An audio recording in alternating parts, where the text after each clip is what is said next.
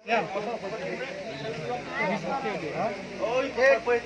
आदमी अपना अपना गांव से अपना घर से निकला, अलग अलग गांव है, अलग अलग घर है। आप लोग कैसा जा रहा है अभी? आप बोला कश्मीर जगह, यहाँ तो मेघालय भी खत्म नहीं हुआ, सौदागरी भी मेघालय भी खत्म नहीं हुआ, कश्मीर कैसा पहुंचेगा? आप लोग तो सब बांग्लादेशी, आप लोग तो मालूम है ना, दूसरा कंट्री से इस कंट्री आने के लिए पासपोर्ट होना चाहिए, सब कुछ वीसा होना।